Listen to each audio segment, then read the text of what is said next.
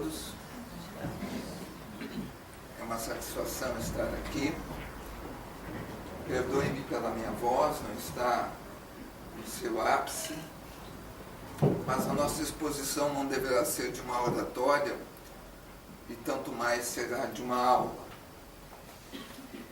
E desejamos aqui, então, expor alguns conceitos importantes que figuram na obra psicográfica de Joana de Ângeles, a mentora espiritual do médium Divaldo Pereira Franco.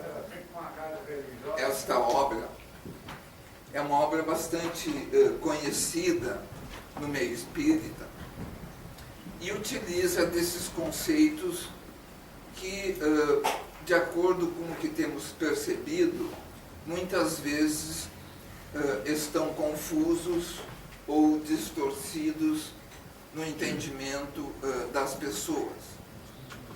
Pois que Joana de Ângeles utiliza-se de alguns conceitos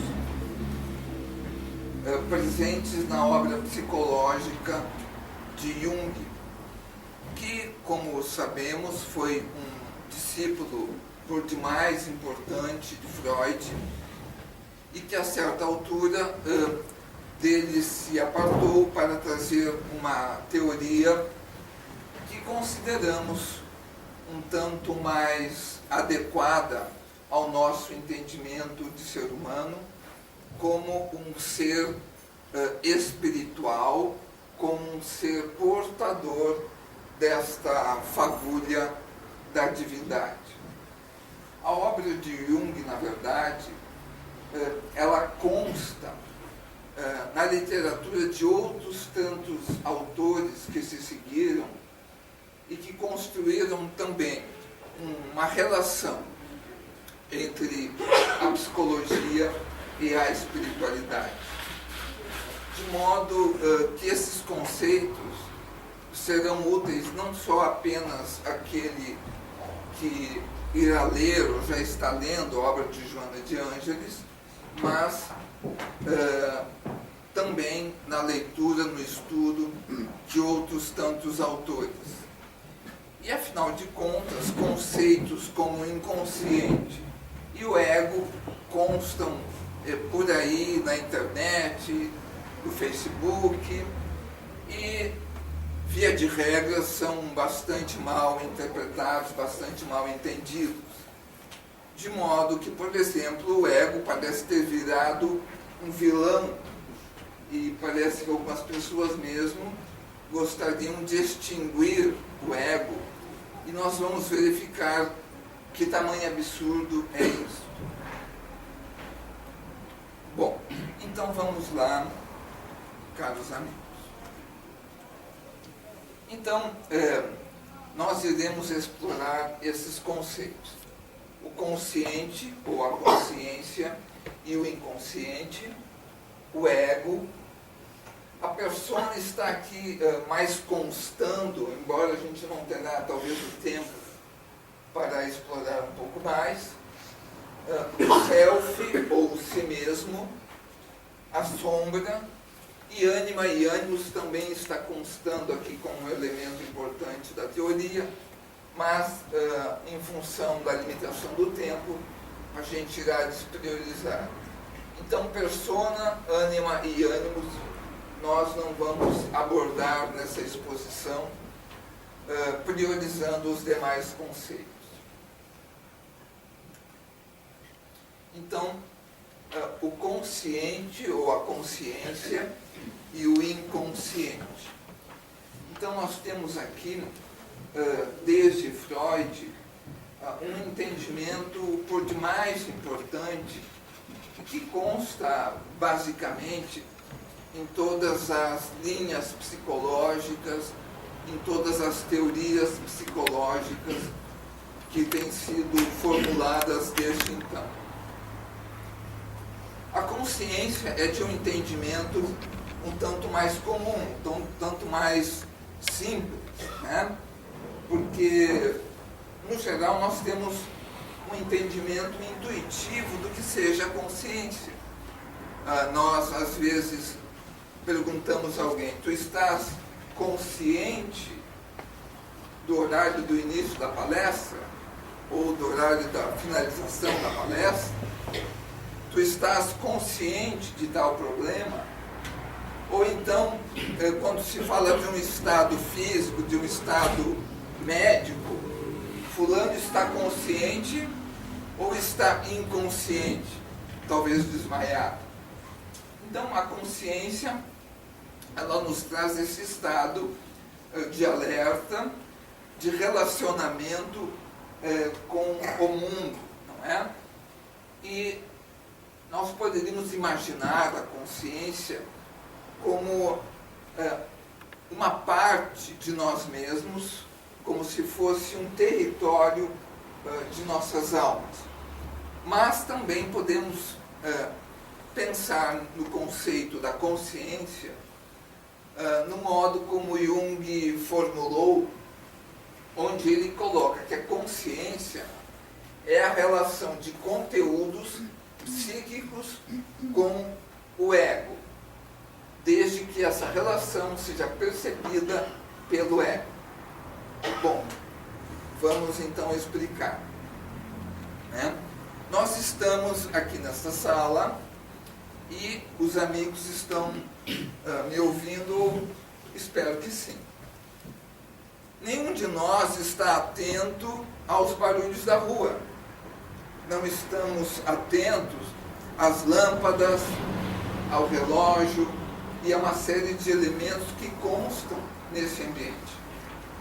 Então nós estamos conscientes de algumas coisas, mas não de outras.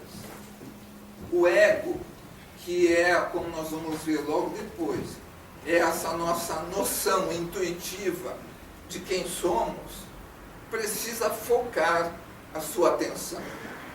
Como um radar, que ele, como vocês bem conhecem, aquele movimento, ele mostra uma parte daquele mapa, visto que a antena ela faz um movimento giratório e só pode focar uma parte de todo aquele campo possível de visão. Então nós não teríamos a condição de abarcar todos os estímulos que nos chegam de uma única vez. Então precisamos focar em algumas coisas. Então, no entanto, então vamos imaginar, aqui nós temos então o ego, vamos imaginar que esse ponto central, quem está olhando é o ego. E o seu foco, então, é este raio de luz. Mas, no entanto, todo o seu campo de consciência, possível de consciência, é todo esse círculo, certo? Então, nós temos a possibilidade de tomarmos consciência de uma série de coisas. E no que nos mais diz respeito, mais nos preocupa, é a consciência de nós mesmos. Nós conhecemos uma parte de nós mesmos. Então, disto nós temos consciência. Mas nós conhecemos apenas uma parte. Porque nós mesmos nos fazemos inúmeras perguntas. Por que disso? Por que daquilo? Por que fiz isso? Por que deixei de fazer aquilo? Como dizia Paulo ou Saulo de Tarso, não faço o bem que quero e faço o mal que não quero. Ele estava realmente com um grande problema. Mas, como todos nós, porque nós muitas vezes não fazemos o que queremos. Chega na hora, a gente se atrapalha, a gente vai fazer um discurso de reconciliação e daqui a pouco nos tomamos de raiva e já se quebram todos os pratos. Então, não faço o bem que quero e faço o mal que não quero. Então, há outros elementos que não estão na minha consciência, não estão no alcance da minha consciência, mas aquilo que eu posso focar o ego pode focar é o que nós chamamos de consciência ou inconsciente.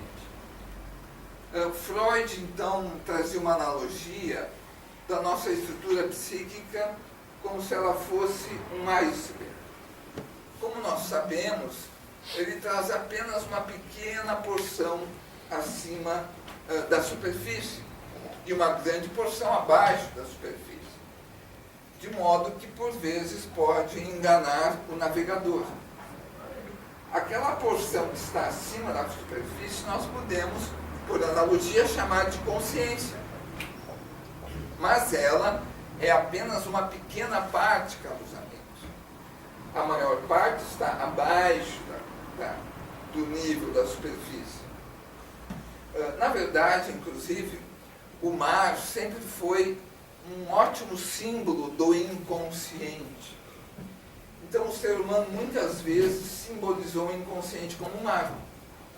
Aquilo que está acima do nível do mar, nós tomamos conhecimento com um simples olhar. Mas e o que está abaixo? O que estará abaixo desta superfície? Eu me lembro quando eu era um tanto mais novo, por ocasião daquele filme Tubarão, do Spielberg, quem é que lembra? A gente ia para a praia e tinha medo de entrar na água.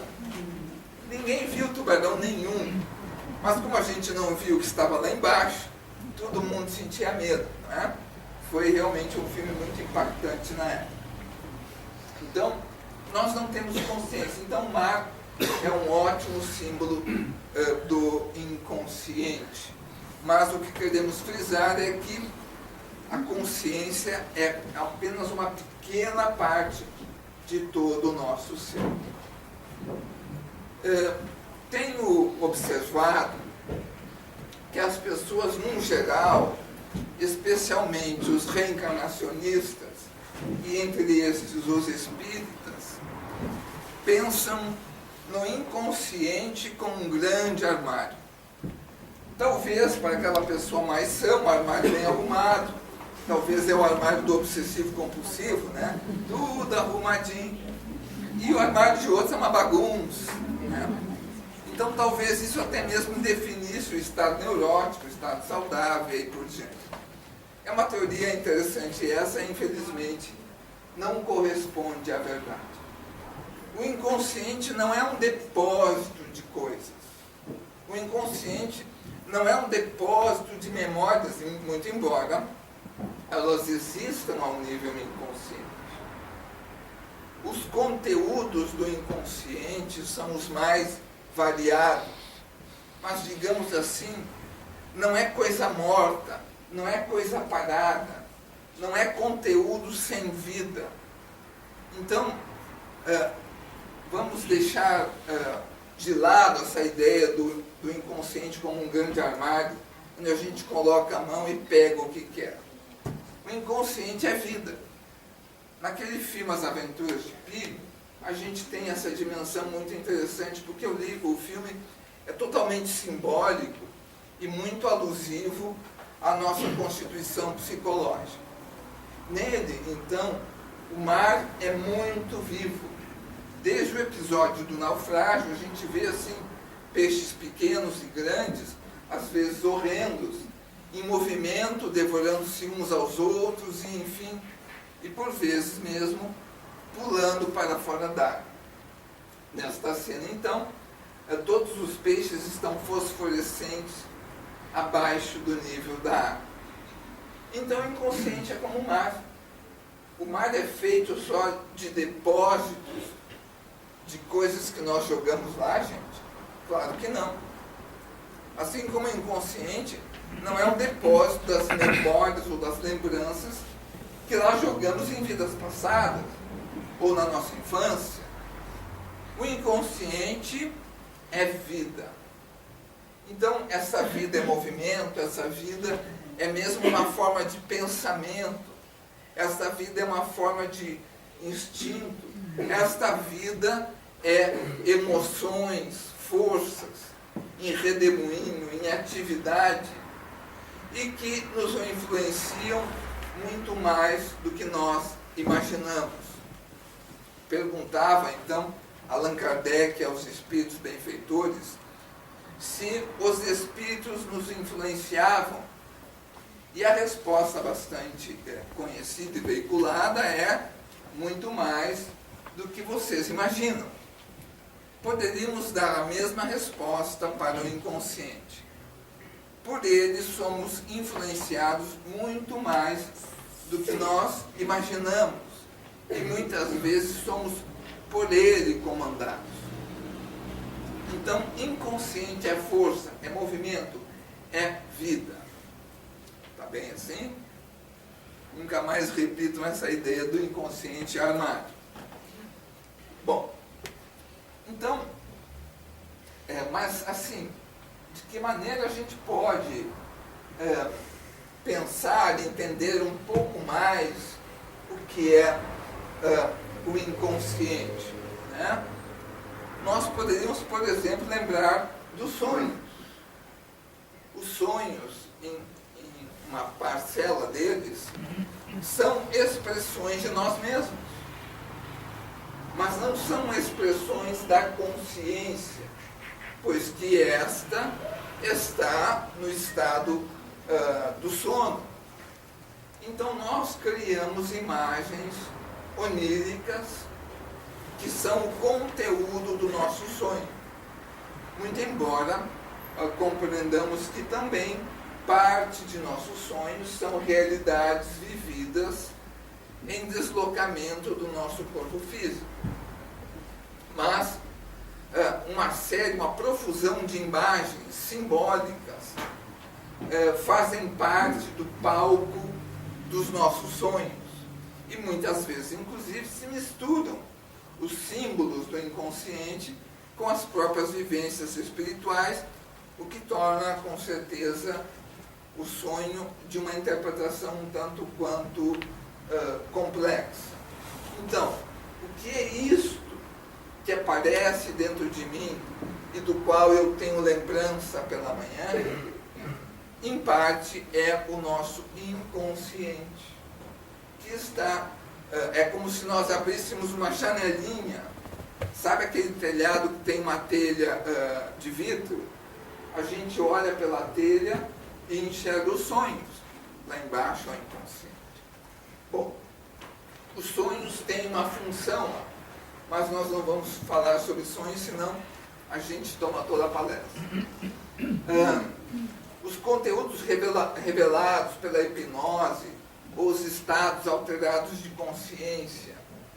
Então, nós também somos conhecedores que, através desses estados alterados de consciência, uma pessoa pode revelar coisas que não estão na sua consciência. E nós não falamos apenas de lembranças do passado. Nós não falamos apenas de uma regressão onde aquele passado é tomado de vida novamente e reencenado, pois que isso se dá. Mas as pessoas em estado alterado de consciência podem falar de coisas que não são exatamente lembranças, mas que não correspondem aos seus conteúdos da consciência.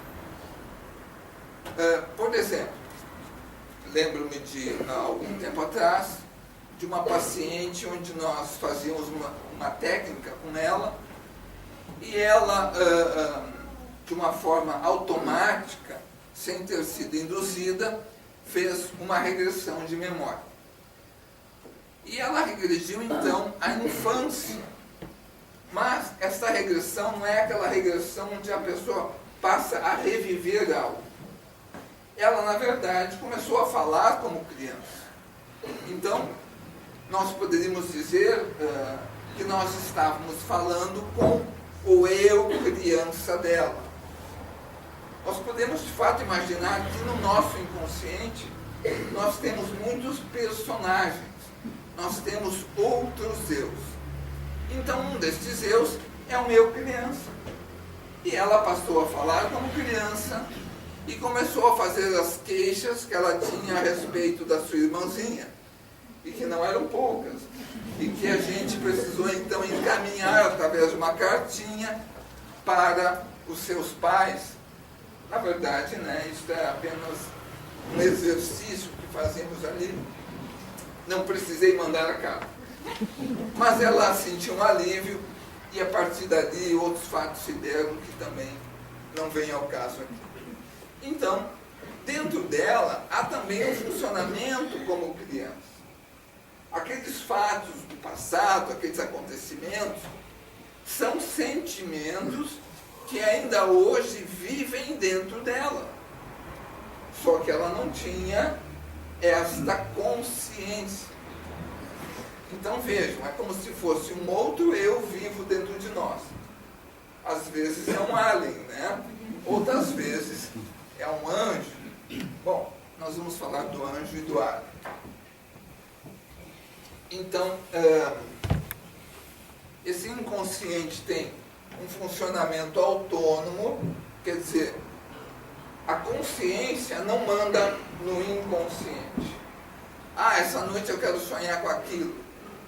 Eventualmente, ou raramente, a gente consegue. Mas, normalmente, não. O inconsciente é que está no controle. E esses conteúdos, eles têm vida própria. Lembro de uma história de uma paciente que estava divorciada há pouco. Uma moça muito capaz, profissional, de gabarito, foi fazer uma entrevista de emprego. Entrevista de emprego, como todo mundo sabe, a gente vai lá e mostra só o melhor, né? O resto, todo mundo esconde e deixa a cara do entrevistador adivinhar o que está ali e o que não está visto. Muito bem. Certamente é o que ela iria fazer. Mas, ao meio da entrevista, ela desaba num choro. E tanto chorou que a psicóloga que a entrevistava teve que chamar uma outra colega na sala contígua para ajudar a consolá-la. Era o problema do divórcio. É óbvio que, a um nível consciente, ela não desejava que aquela emoção viesse. Mas ela estava lá embaixo e ela tinha autonomia. Bom, não me perguntem se ela conseguiu um emprego, né? Pois me parece bastante óbvio. Então há uma autonomia do inconsciente, né? Nós temos doenças psicossomáticas, nós não queremos tê-las, mas elas acontecem. Por quê? O meu consciente não tem o comando do inconsciente, ele é autônomo. Bom, o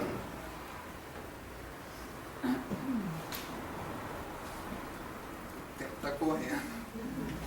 Vamos aqui usar também uma metáfora. Vocês imaginem o seguinte, que vocês venham a comprar uma casa nova. Essa casa é uma casa. Tem um pátio, tem terra, tem tudo isso. E vocês percebem de início que ali há um mau cheiro. Se incomodam com aquilo, mas com o tempo o olfato se acostuma, a gente nem sente mais, não é assim? Mas dependendo do cheiro, a gente começa a ter dor de cabeça, mal-estar, talvez um enjoo. E a gente está sentindo tudo aquilo e não entende o que está acontecendo. Mas não está se sentindo bem. E o consciente não tem a resposta. Afinal de contas, o que é que está acontecendo? Aí vem uma visita. E essa visita chega e diz, mas que mau cheiro. Parece até que tem um urubu enterrado.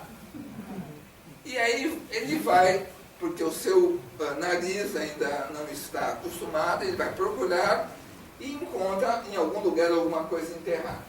Era um bicho morto que estava lá e que estava exalando aquele mau cheiro. O bicho morto estava lá no inconsciente, afetando aquelas pessoas sem que elas soubessem. É uma metáfora. Aquilo que está enterrado dentro de nós, muitas vezes nos perturba. sem que a gente se dê conta. Então todo mundo tem bicho morto enterrado, se me perdoem a metáfora tão grosseira, né? Mas nós temos nossas perturbações e a gente fica pensando de onde vem isso. E às vezes, de tão acostumados com a perturbação, a gente nem se dá conta mais que o nosso estado interno não está bom. Ou é como aquela situação onde há um ar-condicionado muito barulhento na sala onde trabalhamos. A certa altura a gente não se dá mais conta, mas não consegue se concentrar, tem dor de cabeça, tem alguma inquietação. E lá pelas tantas uma pessoa vai lá e desliga. E aí a gente vê, ufa, era isso. Então estava nos afetando sem que a gente percebesse. Mas não desejo ser injusto com o inconsciente, porque ele não é apenas detentor de bicho morto e nem de barulho. Porque o inconsciente traz também suas belezas, traz também a centelha divina que está dentro de nós e que nós chamamos de self. Então dentro dele estão muitas possibilidades, estão, quem sabe, guardadas a origem da vida. Como no mar estava a origem da vida. Nós sabemos que a vida iniciou-se no meio aquático, para depois vir para a terra, não é mesmo? Se algum biólogo, né, estiver aqui, que me corrija. Muito bem. Nós temos escolhas inconscientes. Então, às vezes nós escolhemos pessoas, escolhemos, enfim, uma série de coisas. Por quê? Prefiro isso, prefiro aquilo, ou prefiro aquela pessoa e não outra. Por quê? Porque eu prefiro. Mas ao nível inconsciente há uma explicação, sem que a gente, naturalmente, perceba. Mas quem sabe no futuro a gente consiga tomar consciência disso. Muito bem. Pode passar aquele videozinho agora. Eu vou passar um vídeo para vocês. Gostaria que vocês assistissem com atenção. Para no final nós vamos falar um pouquinho sobre ele, tá bem?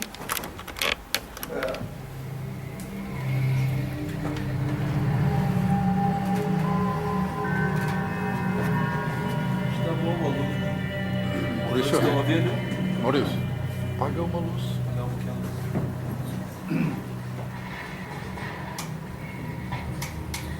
On your feet. The doctor wants to see you. Let's go, I said. No trouble.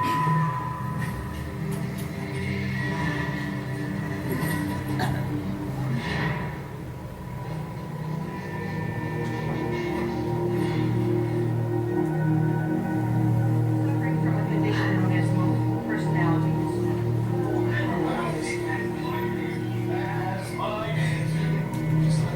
Without a name, you can't know who you really are. Yes, you can.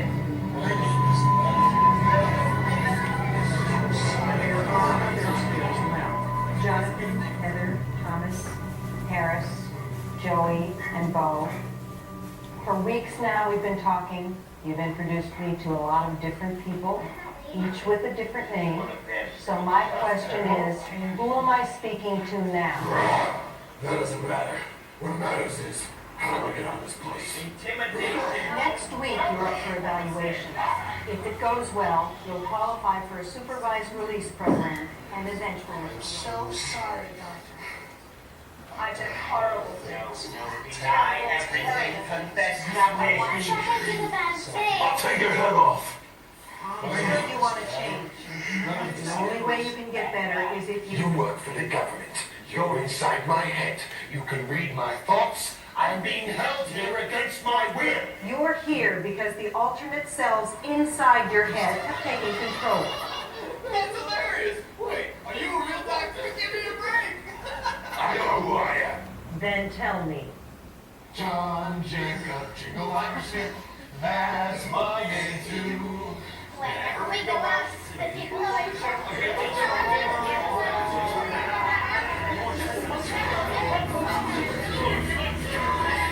Stop talking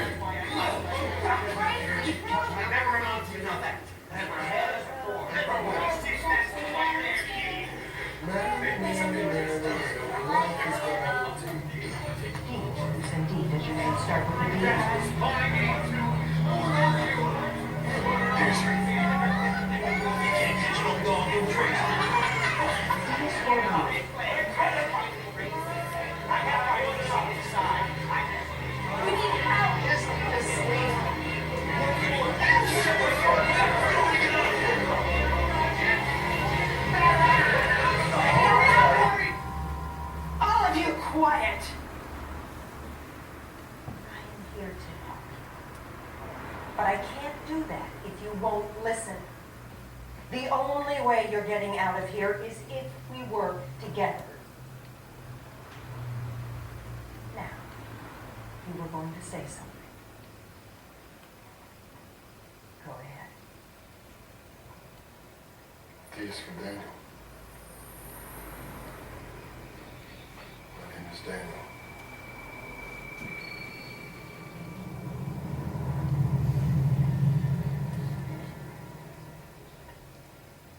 Good to have you back, Daniel. Thank you, Doctor. It's good to be back. It's been a long time. Yes, it is. Now we can get back to it.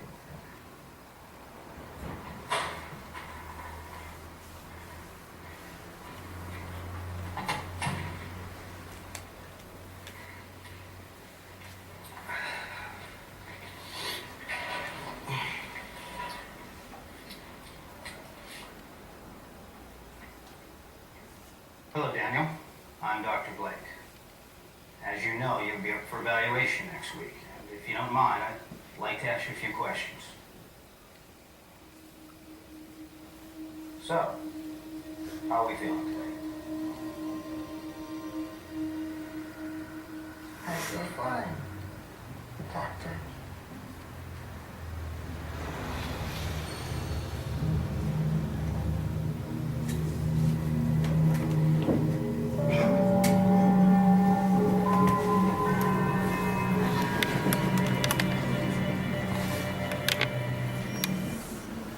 Vocês podem encontrar no YouTube com esse título, Inside.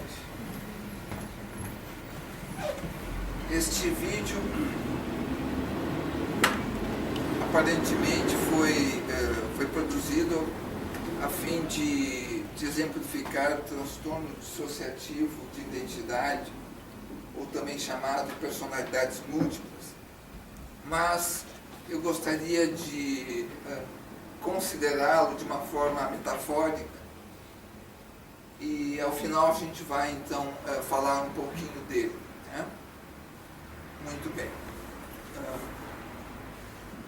Voltou todas. Ok, vamos adiante. Bom, vamos falar do vilão. Grande vilão.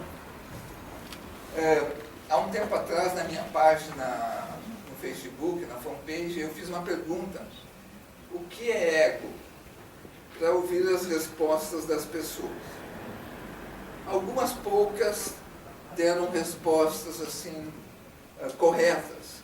Houve muitas respostas. De resto, assim, foi quase um show de insultos ao coitado do ego. Mas vamos entender o que é o ego e por que se fala às vezes de uma forma assim, tomando como um vilão, não é? Bom, então vamos entender assim rapidamente a forma como nós construímos o ego. Quando nós estamos na vida intrauterina, nós e a nossa mãe somos praticamente um único ser, de modo que inclusive há quem pretenda afirmar que o bebê nada mais é do que uma parte da mãe, e aí se vai para as defesas ao aborto como fazem. Bom, então há uma espécie de unicidade entre mãe e bebê. Um sente o que o outro sente. Então, essa criança, ela não tem uma noção de individualidade.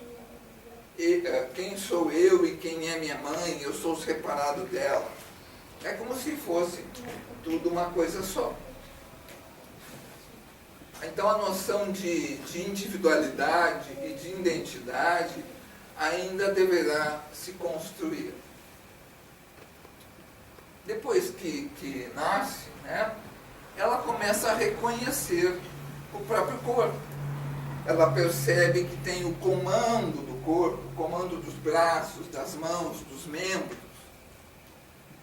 ela também tem a sensação de dor e de prazer. Então ela experimenta aquele corpo e começa a se identificar como corpo, como se pudesse dizer para si mesma: eu sou este corpo. Há também a percepção que vai se construir, mas não se dá a princípio, da separação entre o eu e o outro. Então, aquilo que está para dentro da pele é eu. O que está para fora da pele é não eu. E isso se constrói, isso não é dado assim, não vem prontinho. Tudo isso se constrói. Então, ela vai começar a perceber o que é eu. Bom, mais adiante ela vai se reconhecer no espelho. E todo mundo sabe que uma criança demora a se reconhecer no espelho, né? Os animais de estimação raramente se reconhecem no espelho, embora haja um ou outro caso lá na internet que a gente pode verificar. Então a gente mostra no espelho o bebê e a criança nem se interessa. Mais adiante ela começa a se dar conta que aquela sou eu. Então isso significa que ela se identifica com a sua própria imagem. Ela está já construindo a sua autoimagem. E o que ela vai dizer é: esta ou este sou eu. Então nós começamos a nos identificar com o corpo e também ganhar a noção de individualidade, ou seja, eu sou separado do outro. Bom, há vestígios do ego que emergem do inconsciente, pois que de início nós somos de todo inconscientes. Assim como a vida veio do mar, nós também nascemos numa situação inconsciente de tudo. Então, deste inconsciente, nós temos aí essas estruturas iniciais do ego, onde nós temos nessas estruturas também aqueles elementos que vão nos possibilitar trazer uma certa semelhança com o nosso ego de uma outra existência. Então aquela pessoa que era muito vaidosa numa vida anterior poderá continuar a ser. Então do inconsciente também há elementos que vão modular este ego de modo que nós possamos ser os herdeiros de nós mesmos. E este eu que eu estou construindo é o que nós chamamos de ego.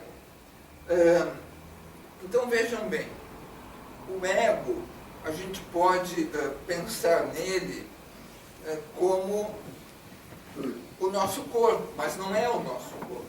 Mas a noção que nós temos de nós mesmos é a noção do corpo. Eu sou esse corpo. Aliás, tem gente que luta por isso até a morte. Eu sou o corpo e mais nada. E o complicado, gente, é que a gente precisa aprender que é o corpo e que para fora do corpo não sou eu, para depois desaprender, porque daí a gente vai descobrir que eu não sou o corpo me pertence, mas eu não sou ele. Então, a gente aprende e desaprende. Mas nossa noção de individualidade está presa ao corpo.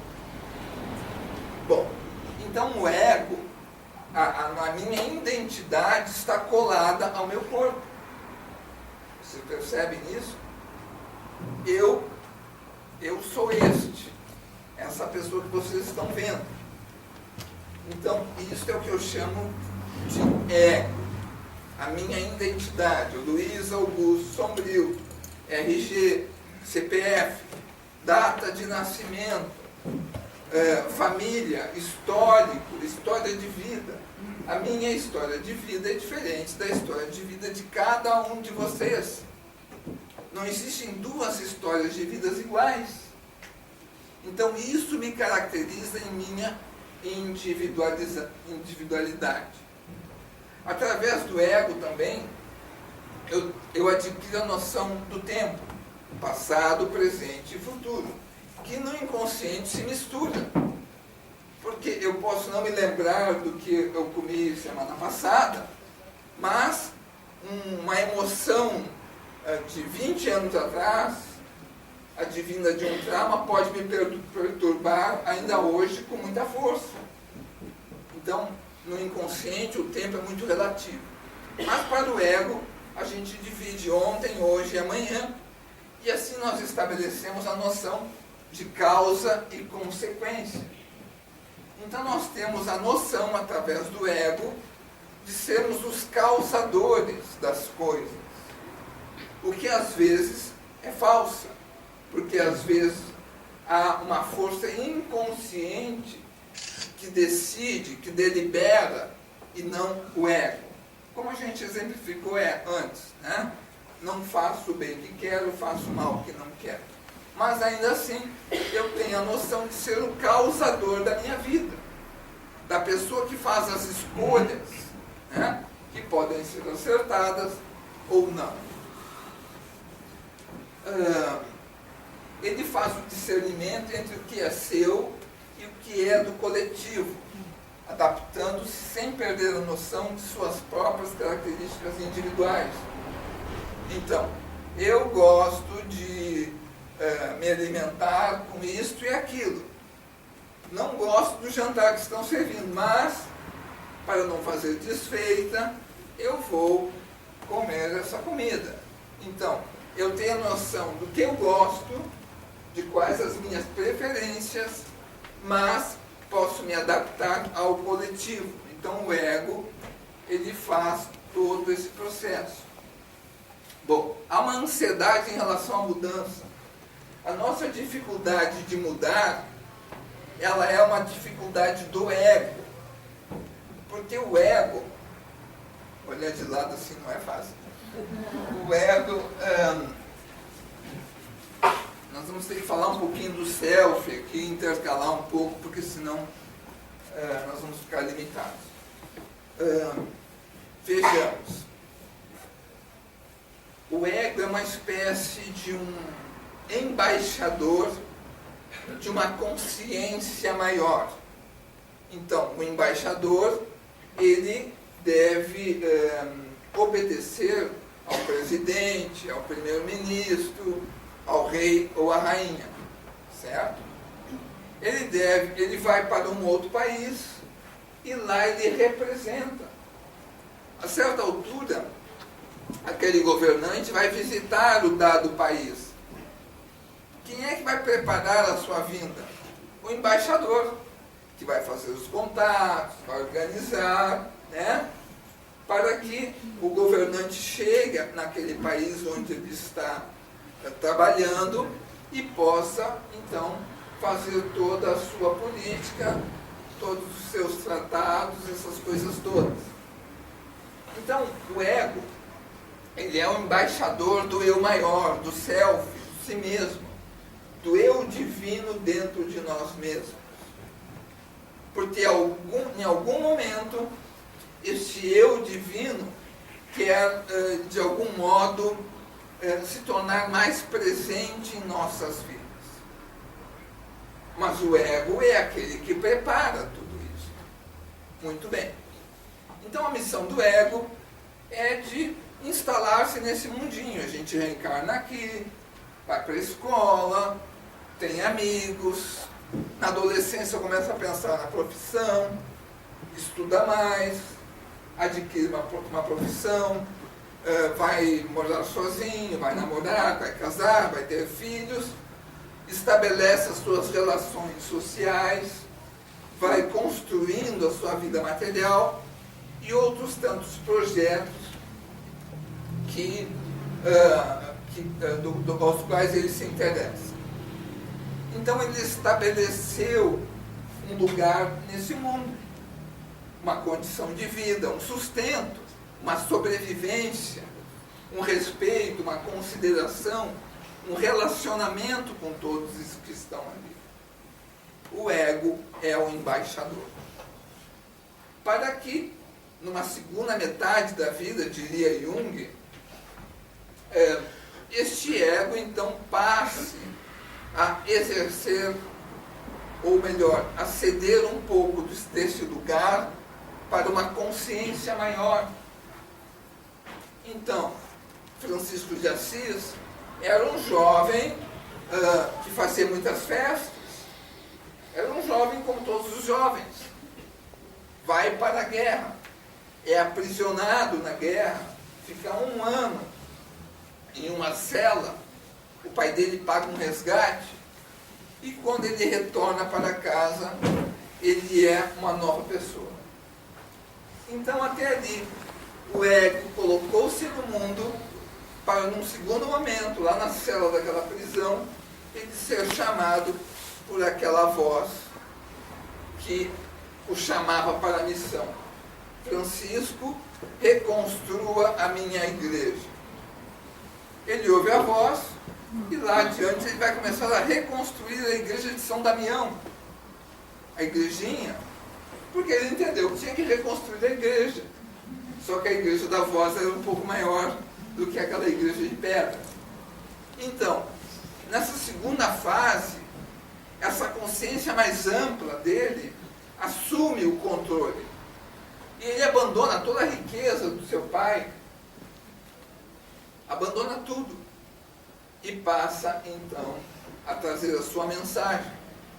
Então, aí a consciência divina é que delibera e que faz a sua missão.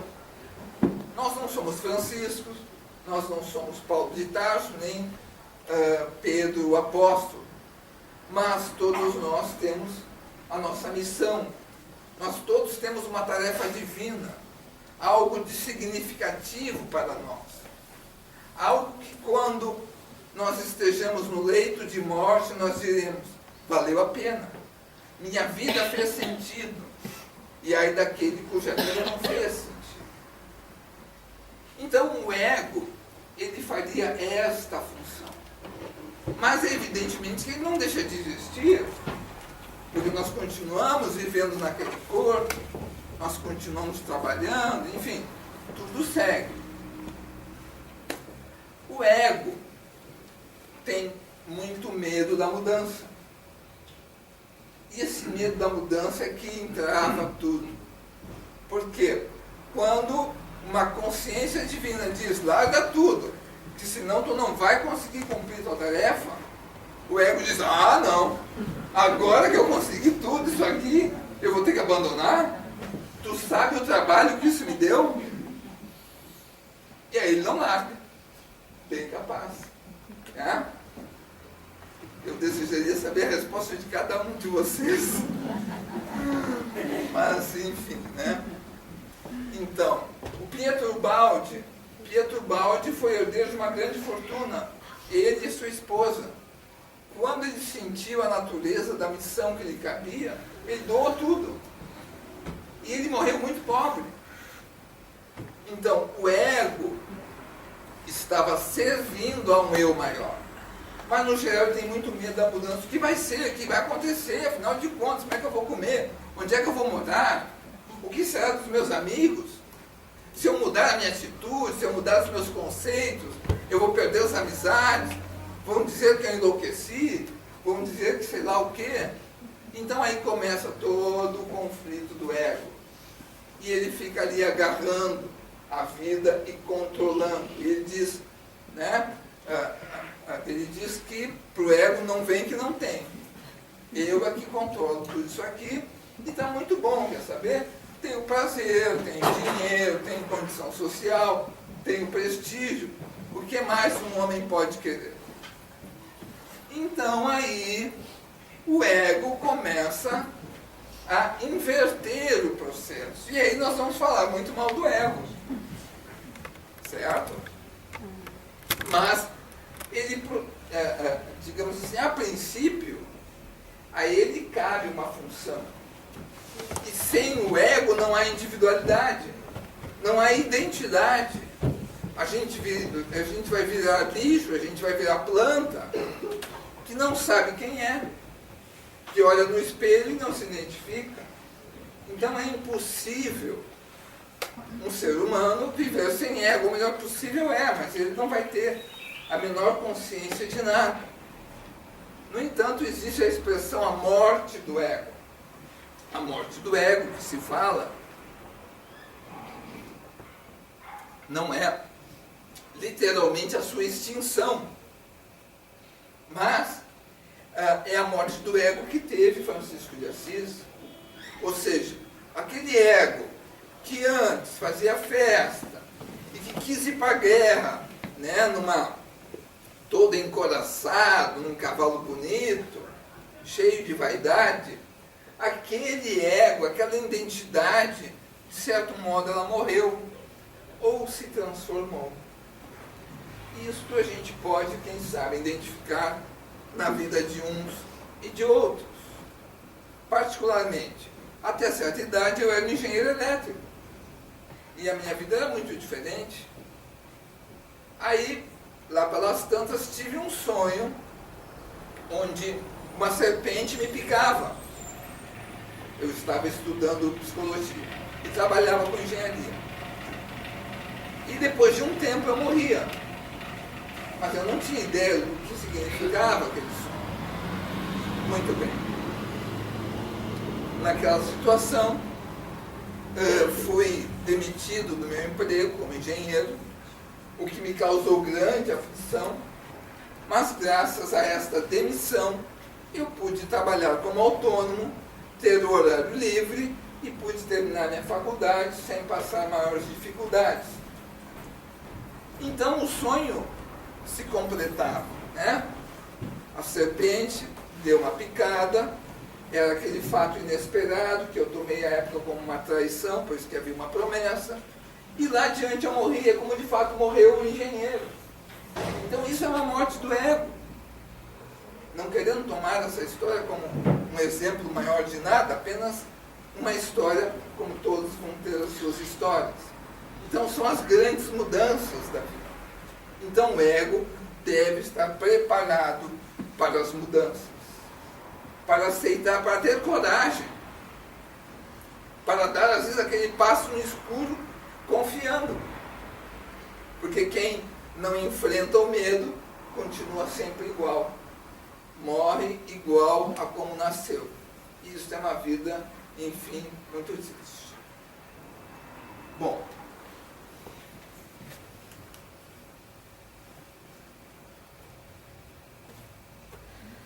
vamos adiante.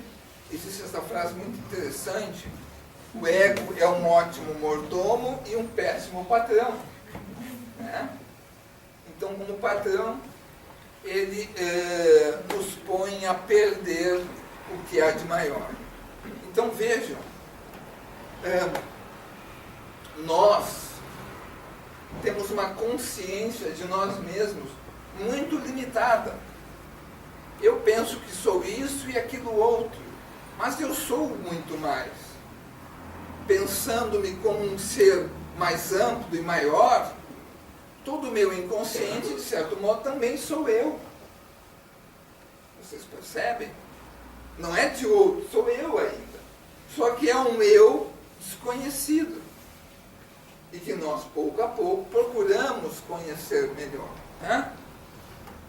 Bom, então do inconsciente nós temos forças, às vezes negativas, doentias, mas nós temos forças sábias, como essas que advêm do self. Vamos tentar acelerar um pouquinho. A sombra.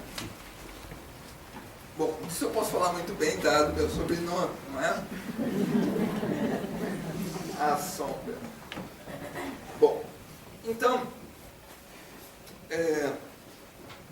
em nossas vidas, desde criança, nós tomamos contato com uma série de regras e regras morais. Nós tomamos contato com os tabus, com as coisas que são proibidas, com as coisas que não são aceitas. E nós precisamos Então, nos adaptando ao coletivo e, digamos assim, aprendendo esse conjunto de regras que constituem a moral, algumas coisas nós poderemos trazer de uma forma espontânea e livre, e outras tantas precisarão ser reprimidas, precisam ficar escondidas, porque senão nós vamos sofrer sanções, senão nós vamos perder o amor, a admiração, o prestígio, e isso não pode ter lugar dentro de mim. Algumas pessoas aprendem erroneamente: é feio, é pecado ter raiva. Então, elas vão banir a raiva para o inconsciente. Não, eu não tenho raiva. Eu lembro de uma pessoa dizer: não, isso é só uma irritação. Ele chegava a ficar vermelho quando falava, e era só irritação. Então, ela aprendeu que aquilo era errado, que aquilo era um pecado, quem sabe. Então, aquilo ela vai reservar para um lugar bem escuro da sua alma, onde tudo aquilo que é proibido fica escondido. Mas fica escondido não apenas dos outros, mas de nós mesmos, como era o caso dele. Não, eu não sinto raiva. Não, sente, ele escondeu de si mesmo. E nós escondemos muitas coisas de nós mesmos. Isso não é certo nem errado, isso é assim. E sempre foi assim. Então, nós temos uma espécie de um quartinho onde nós jogamos essas coisas. Lá tem um armário também, tá? Mas tem bicho bem brabo lá dentro, né? Que a gente coloca lá dentro um gatinho e quando abre a porta é um tigre. Então a sombra é essa parte de nós mesmos que nós não aceitamos, nós desconhecemos isso e está no inconsciente. O ego, ele está no campo da consciência, mas a sombra está no inconsciente, porque eu não sei que isso existe, não sei o que está lá, mas são as coisas que eu não aceito em mim. E eu não quero ver. Eu não quero tomar contato, por exemplo, com a minha fraqueza. Para um homem, sentir a própria fraqueza é muito difícil, porque a gente aprende que o homem tem que ser forte, não é assim? Então, e as mulheres aprendem outras coisas que elas também, se trouxessem a consciência, aqueles conteúdos que contrariam aquela regra, elas se sentiriam mal consigo mesmas. Então ali está a sombra, que é um conjunto de forças, de emoções, de sentimentos, enfim, que contraria os preceitos e o conjunto da moral do ego. E lá tem coisa ruim mesmo, né? Tem coisa ruim, não vamos assim só pensar que é um problema de preconceito da coletividade. Não. Toda a escuridade do espírito, ele fica desse modo escondido para aparecer de vez em quando. E a pessoa diz: eu rodei a baiana. Então ele soltou a sombra, né? E a sombra foi lá e fez um estrago. Depois a pessoa diz: o que eu fui fazer? Então ela perdeu o controle. A sombra não está preocupada em manter a ordem social, em manter a admiração e o respeito das pessoas. Ela simplesmente vem com seus conteúdos mais primitivos e quer fazer aquela confusão. Mas às vezes é verdade que o ego não toma jeito. O ego não se posiciona. O ego não dá limite. Então, a falta de posicionamento do ego, e porque ele não ouve a sombra que vai dizendo: olha que esse cara, a sombra vai dando essa advertência. Vem aquela raiva, vem aquela indignação, mas a pessoa não toma atitude. O ego, ele é, digamos assim, tímido. Aí chega uma hora que a sombra, que nem aquele lutador que tinha no vídeo, que é um cara desse tamanho, pega o ego, bota pro lado: sai da frente agora, eu que vou resolver. Né?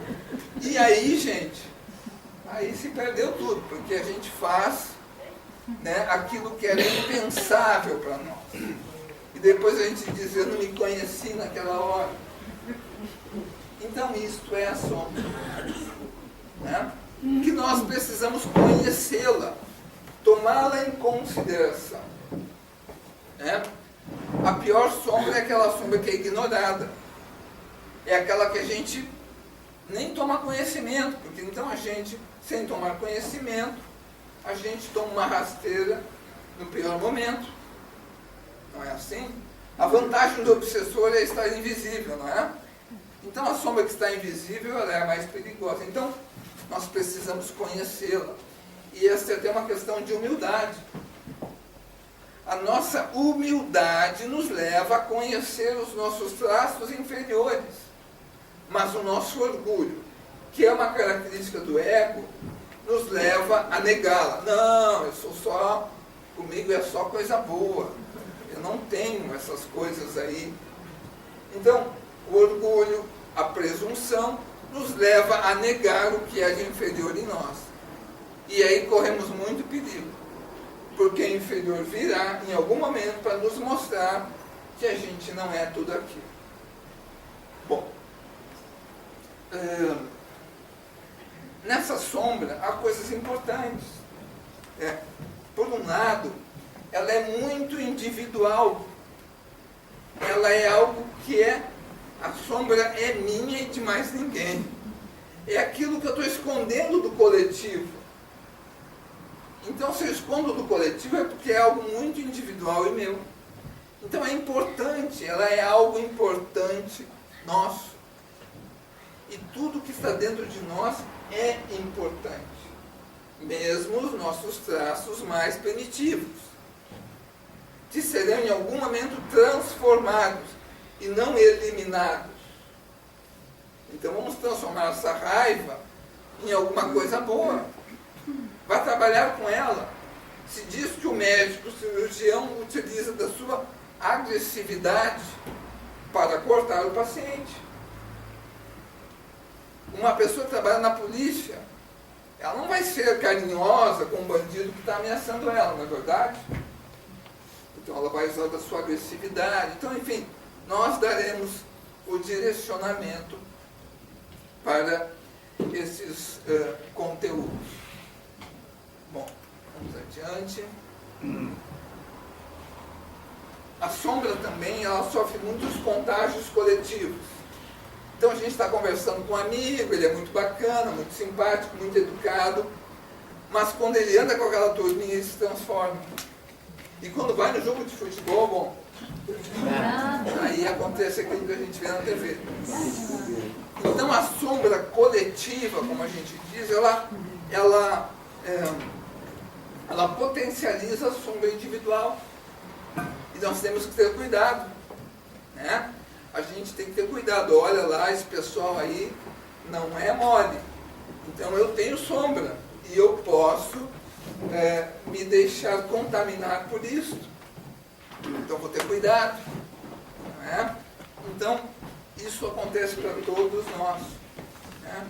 Na adolescência, especialmente, é sempre a preocupação dos pais, a influência dos outros, e aí está a sombra do grupo, que vai ressaltar e potencializar a sombra daquele jovem. E ele vai fazer coisas que talvez não faria se estivesse em outras companhias. Bom, e o confronto com a sombra é o primeiro estágio para encontrar o self. Então, o nosso processo de ascensão, de elevação, de desenvolvimento pessoal, psíquico, espiritual, deve passar sempre pelo contato com a sombra. Então, lá no Evangelho segundo o Espiritismo, se fala tanto de nós trabalharmos a vaidade, a presunção, o orgulho, especialmente o orgulho e o egoísmo, são sombras nossas, né? Então, nós precisamos nos confrontar com a sombra, né? Jesus disse assim: antes de depor a sua oferenda ao altar, vá e reconcilia-te com o teu inimigo. Bom, esse ensinamento dele tem uma segunda dimensão. Para alcançar o divino que há naquele altar, antes de alcançar o divino, o altar que está dentro de ti, tu precisa resolver esse ressentimento que tu tens.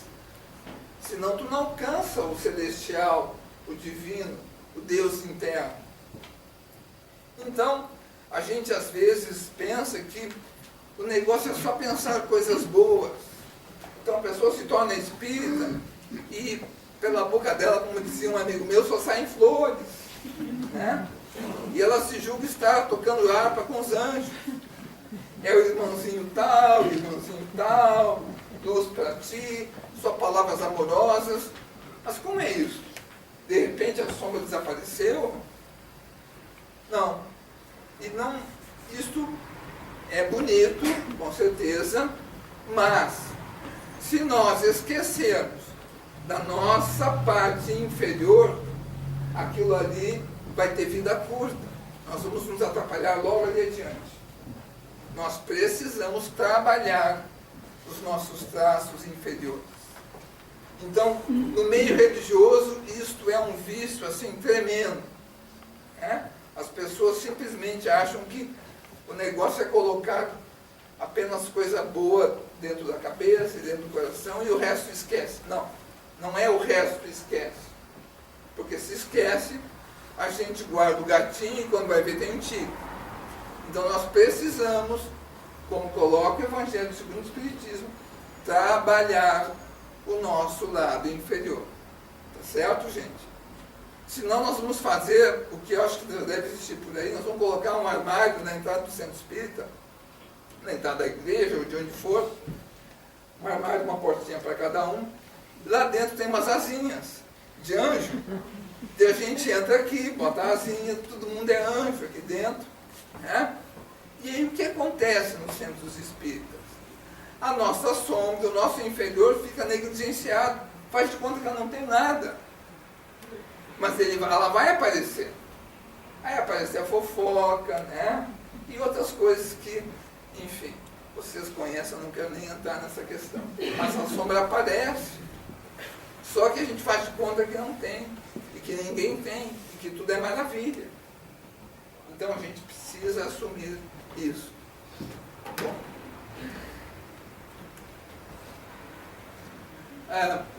Olha lá a sombra do Pico, né? Quem viu o filme, observe bem. Na hora, então, se eu vou explicar aqui, eu vou contar o filme.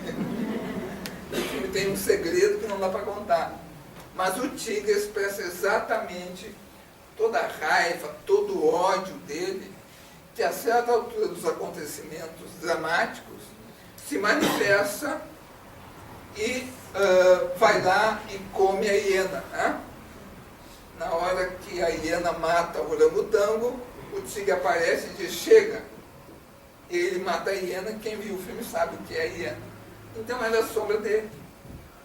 Poderosa, raivosa, né? E que atormentou ele até o final da jornada, como atormenta a nós, por toda a vida. E no final da vida o tigre continua tigre, volta para a selva, muito embora a tristeza do Pi, né? Porque a sombra continua. Não é nessa vida que a gente vai resolver isso, não. A gente vai trabalhando encarnação em encarnação. Bom, o self ou si mesmo, né? Self significa si mesmo. Bom, o self é então o divino em nós. Na religião nós podemos falar de Deus e do homem, do Criador e da criatura. No mundo interno nós podemos falar de self e do ego.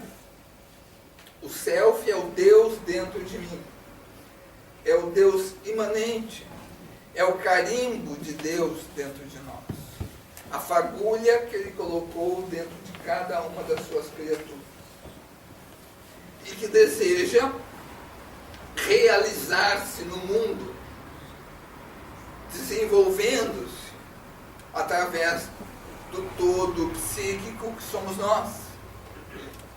Então é uma fagulha que ingere em quem potencial tem a capacidade da plenitude, mas que precisa alcançar isso, desenvolvendo toda a estrutura psíquica. Digamos que é quase como que aquela semente que traz tudo em potencial, mas a semente sozinha não dá fruto, não dá flores, não dá o aroma das flores. Ela precisa se desenvolver até uma árvore, certo? Então, o self está lá como esta camada que traz dentro de si todo o potencial para a plenitude, para a felicidade, né? Para que possamos alcançar, então, esse estado do nirvana, como chamavam ou chamam os budistas. Mas isso tudo precisa ser construído. E dela é que parte tudo isso. É como se fosse o DNA que vai formar todo o corpo. Então, o self está para o ego o que Deus está para o homem. Nós aprendemos que o homem deve servir a Deus. O ego deve servir ao self, pois que o self tem toda esta potencialidade e todo esse caminho, essa sabedoria capaz de nos orientar. É a consciência, como coloca lá no Livro dos Espíritos, né? Porque o Kardec faz uma pergunta: onde está escrita a lei de Deus? Eu acho que ele queria copiar e terminar o trabalho rápido. Mas os Espíritos responderam para ele: na consciência. Né? Então a lei de Deus está dentro de nós. Né? Então está dentro de nós. Essa consciência profunda, não é a consciência do ego, mas é a consciência profunda, é o nosso self, o nosso eu divino. Né? A gente às vezes fala na voz da consciência, não é assim? Então aquela voz lá que nos fala assim, sutilmente, que nos fala assim do jeito que a gente tem que espichar o ouvido, né? É a voz da consciência. E a voz da consciência diz assim: não, Luiz. Mas o ego diz: não tem problema. Né? Vai que eu garanto. E o cérebro fala: não. E aí, né? Bom, dá no que dá. Né? Então, estava lá o divino, a sabedoria, a voz da consciência, que nós, surdos, não ouvimos ou não damos valor. Bom, o self também está no inconsciente, né? Porque nós não temos uma consciência dele, mas nós queremos, pouco a pouco, ouvi-lo melhor, como, então, um sopro que vem do inconsciente e brota na consciência. Vamos imaginar uma fonte de água mineral. Então, lá na superfície da terra, entre as rochas, brota aquela água límpida, aquela água pura, com propriedades medicinais. Mas, às vezes, o ser humano, né, vai acampar, faz aquela sujeirada e tal, e contamina toda a saída da fonte. Pronto, já não posso mais beber dessa fonte. Tenho que limpar, higienizar tudo aquilo para poder novamente beber da água. Essa sujeira, podemos pensar, é o trabalho com a nossa sombra, para que a gente possa, então, absorver a água límpida e pura, sem contaminações. Porque a gente pensa: bom, vou ouvir a voz da minha consciência. Mas e agora? Essa voz é da consciência ou é da sombra? De onde é que vem essa voz? Aquela voz que diz, vai, meu filho. Porque o capeta também sabe falar assim, né? O obsessor também sabe falar assim. Aliás, são os mistificadores. E agora, de onde vem isso? Então, nós temos outros elementos internos muito atuantes que não foram resolvidos e que estão nos confundindo. E o ego fica. E agora, qual é a voz? O self, ele tem, então, um poder, uma espécie de ingerência, uma autonomia em relação ao ego. Então há um poder, onde muitas vezes o ego precisa se dobrar diante dessa voz, diante dessa sabedoria que nos guia. Bom, eu estou pulando algumas coisas, né? Vamos imaginar o seguinte, e aqui a gente pode voltar, então, aliás, vamos pegar isso aqui primeiro. Eu desejo lembrar aqui de uma prece, de uma frase que me parece assim, profunda e inspiradora, e que traz assim, digamos assim, um modelo básico de toda a prece, né? Jesus no horto: Senhor, afastai de mim esse cálice. Aqui está o ego falando. Afastai de mim esse cálice, eu quero ficar vivo. Mas que se faça a tua vontade e não a minha. Esta é a atitude que nós devemos ter diante de Deus. Esta é a atitude de que nosso ego precisa ter diante do self. Eu gostaria de não perder isto e aquilo. Eu gostaria de não perder a minha saúde. Mas que se faça a tua vontade, pois que se for para o meu aprendizado, eu vou aceitar. E o ego lida muito mal com a perda de saúde, como nós bem sabemos. Mas nós também sabemos que essa pode ser uma necessidade maior de aprendizado, não é? Então é mais um exemplo. Vamos voltar um pouquinho. Bom, então, lembrando daquele vídeo ao início, nosso tempo está quase esgotando. Daquele vídeo ao início, né, a gente pode pensar assim numa metáfora muito simples, muito interessante. Vamos imaginar que essa sala aqui é o nosso ser, o nosso psiquismo, ou o nosso espírito, como vocês quiserem aqui expressar. Tudo isto sou eu. E isto cada um poderia dizer o mesmo. Mas há várias pessoas aqui dentro. São várias partes de mim. Masculinos, femininos, adultos, jovens, crianças e mais velhos, senis. Tudo isso existe dentro de mim. E todos falam como era no nosso vídeo.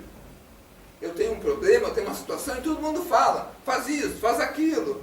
A criança diz, não, eu quero é prazer, eu quero é ficar brincando. Né? O mais velho lá talvez seja um teimoso, ranzinza, e assim vai. Né? E o ego, eu estou ouvindo os pensamentos, os sentimentos que surgem na minha consciência, são a voz de todos. E agora o que eu faço? E de quem é a voz sábia? Porque lá tem um velhinho, ou uma velhinha, porque não há aqui uma questão de sexo, de barbas brancas, ou um cabelo branquinho, que diz, meu filho, minha filha, faça isso, faça aquilo, não esqueça daquilo que eu já te ensinei. Mas ele é manso, ele é sutil, e ele não vem de tapas nem de gritos, ele não bate com os pés no chão como uma criança. E aí eu fico, como? Não ouvi? Como é que é? Então, gente, o self está falando, mas eu não consigo fazer silêncio dentro de mim. Eu vivo em conflito. E todo esse conflito, e toda essa tempestade que é o meu cotidiano, me tornam surdo. Eu não me conheço. Eu não consigo perceber que isso aí é a sombra, ou sei lá o que está se fazendo passar pelo velhinho sábio. Então, este é o nosso desafio, o nosso exercício. É conseguir acalmar, silenciar. A meditação é um ótimo exercício nesse sentido, para poder ouvir um de cada vez.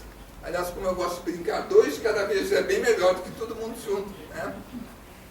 E nós temos então aquele nosso vídeo. Bom, quem vocês acham? Vamos pensar que ali nós temos então essas estruturas psíquicas. Ali tem ego, ali tem sombra, ali tem eu criança, ali tem o zombeteiro, né? Aquele espírito que só faz piada, né? Quer dizer, o meu lado irreverente. Ali tem self, ali tem ego. E ali tem um mundo externo, os outros. Bom, quem vocês acham que é o ego ali?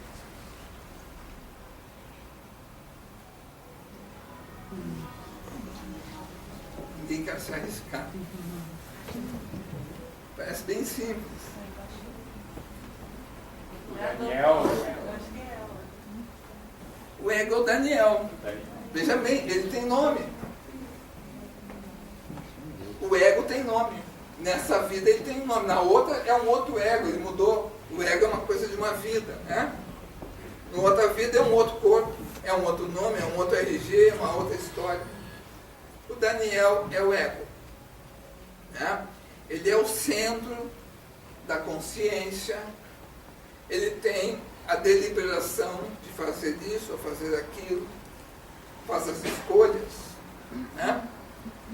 O Daniel está doente. E aí o mundo interno dele é feito daqueles personagens. Então lá tem um Brutamontes, né, que quer já quebrar com tudo, é a sombra, né? Tem um outro lá que é paranoico, tem a criança, tem a mulher. E tudo isso traz a sua voz ao campo da consciência. Então a gente percebe um pouco o que vem do inconsciente, mas não percebe tudo que está no inconsciente. Aliás, estamos longe de perceber, de saber tudo que está no inconsciente. Bom, está uma confusão danada na vida do Daniel. Um conflito, ele está, na verdade, numa espécie de loucura, não é verdade? O ego parece que já não tem mais deliberação, não tem mais vontade própria, não tem mais força. E o ego precisa ter força. Força para enfrentar os medos, para ousar, não é? Para enfrentar as dificuldades do mundo. O espírito forte, o espírito que vai trazer uma tarefa importante, tem que ter um ego forte. Então veja bem, Paulo de Tarso tinha um ego fortíssimo. Então ele não abria mão daquelas coisas que ele trazia como princípio. E todos eles é um ego forte, mas atento, respeitoso, disciplinado a uma vontade maior. Então é como se fosse o nosso mordomo que diz assim, ó, chefe, pode falar que eu faço. Vou resolver de um jeito ou de outro, mas tu é que manda. Esse é o ego que a gente precisa desenvolver. Mas o ego do Daniel estava esfacelado, ele é como um psicótico, né? Então, ali ó, é uma confusão. Bom, mas é interessante que tem aquela mulher que entrevista o Daniel. E no final a gente percebe que a mulher sai de cena e é também uma figura interna, uma estrutura interna do Daniel. Mas o que ela estava fazendo antes? Ela era médica, ela era curadora, ela era organizadora, e ela está em contato direto com Daniel. Ela deseja arrumar tudo aquilo ali numa conexão direta com o Daniel, dizendo para o Daniel, né, esperando que o Daniel tome alguma atitude. Era o self dele. O self tem uma conexão muito importante com o ego, porque o ego é o embaixador. E o ego é que vai ter que lidar com a sombra, com todas essas coisas. E que vai ter que ser disciplinado a essa vontade maior. Então, é uma conexão importante que Jung, que a Joana de Ângeles, vamos chamar do eixo ego-self. Então, isso é muito importante. Mas o Daniel estava, né, virado num pano velho. E chega uma hora que ela dá um grito e cala todo mundo. Então, é aquele momento onde uma força maior sobrevém e, de algum modo, intervém. Então, é o momento que vem a doença, que vem alguma coisa que nos choca, que nos causa dor, que tira o nosso poder. Nós não temos escolha, o ego não tem escolha. Ele simplesmente precisa se submeter a algo maior, que vai redirecioná-lo. E, ao final, aparece alguém do mundo externo, que é o médico que vai entrevistá-lo. Mas naquela altura ele já estava bem melhor, não é? Bom, gente, o desejo era de dar um tempo às perguntas, até porque, na verdade, é a parte que eu mais gosto, né?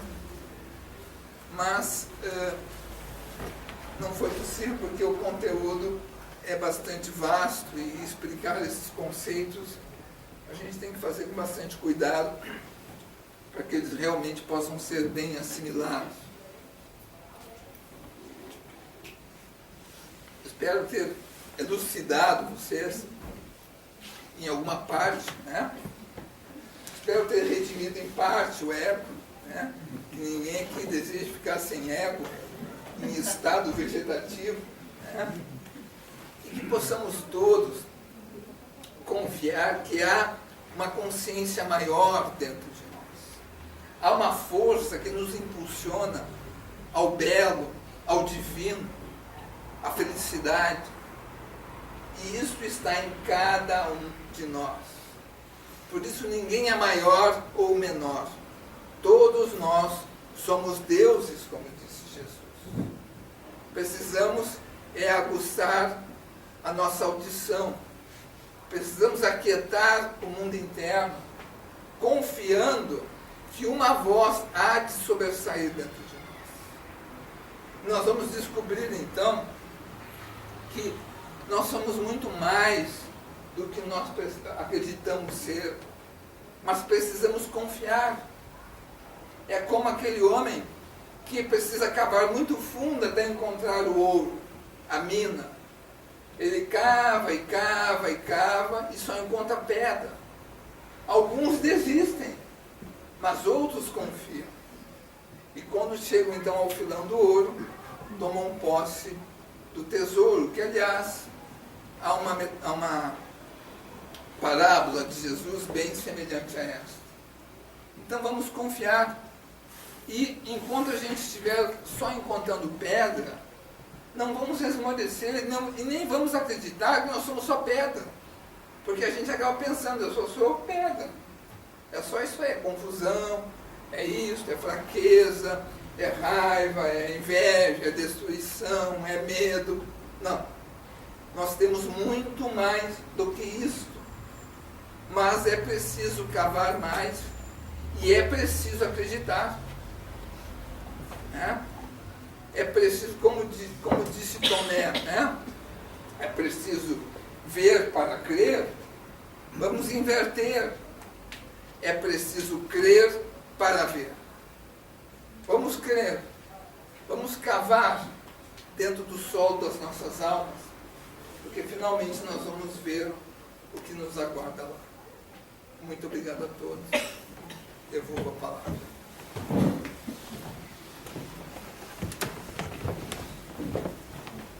Muito obrigado, São Bril. Nós te agradecemos mais uma vez pela tua presença. Eu que agradeço. Por todos esses conteúdos aí que nos forneceu, todas essas ferramentas aí que a gente possa aprender e lidar um pouquinho mais conosco mesmo, né? Nos conhecermos mais, e com certeza vai nos levar mais à reflexão.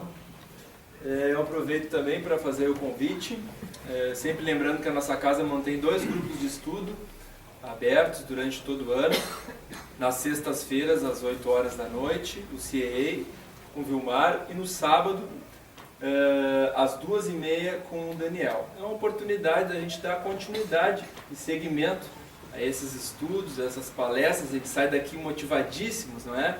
Para continuarmos aí a nossa caminhada com mais alegria, e é uma oportunidade maravilhosa nós nos vincularmos a esta casa, que é a União, fazermos novas amizades e começarmos, através do estudo, a nossa caminhada de evolução.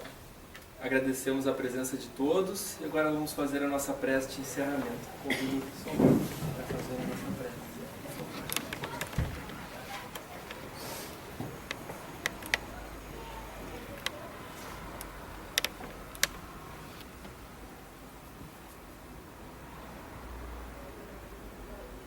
Diante de Ti, Senhor,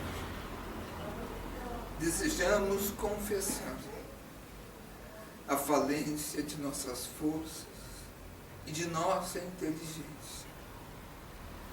Colocamo-nos, Senhor, nas Tuas mãos, sempre tão misericordiosas, sábias, bondosas.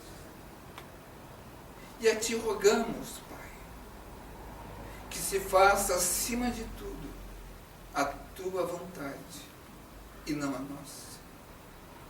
Fazei de nós, Senhor, um instrumento de Tua vontade. A Ti confiamos, Pai, as nossas mais elevadas esperanças. Em Ti depositamos, Senhor, nossos anseios mais profundos de paz e felicidade. Em Ti, Senhor, confiamos, muito embora nossos desejos, nossos entendimentos, por vezes duvidem de Ti. Dobrai-nos, Senhor, se for necessário, o orgulho, a presunção, o egoísmo e a vaidade, para que possamos descobrir, imersos no Teu profundo amor, o que é a paz que tanto desejamos.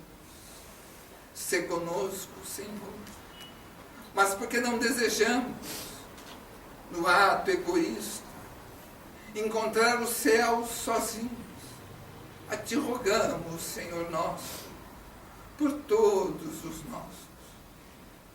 Rogamos por aqueles a quem temos por dever de consciência e por aspiração do coração dar o nosso testemunho, para que possamos todos, irmanados, mãos dadas, caminharmos para o Teu encontro. Alcançai, Senhor, a toda a humanidade. Trazei, Senhor, o Teu perdão. Mostrai-nos o Teu caminho. Com a sutileza do sopro de uma brisa, ou com a força do retumbar dos tambores, dos raios e das tempestades. Se conosco, Senhor, se conosco sempre. Que assim seja.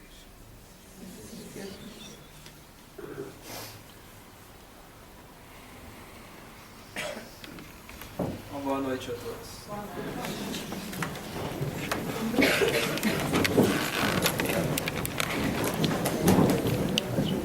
Não gravou.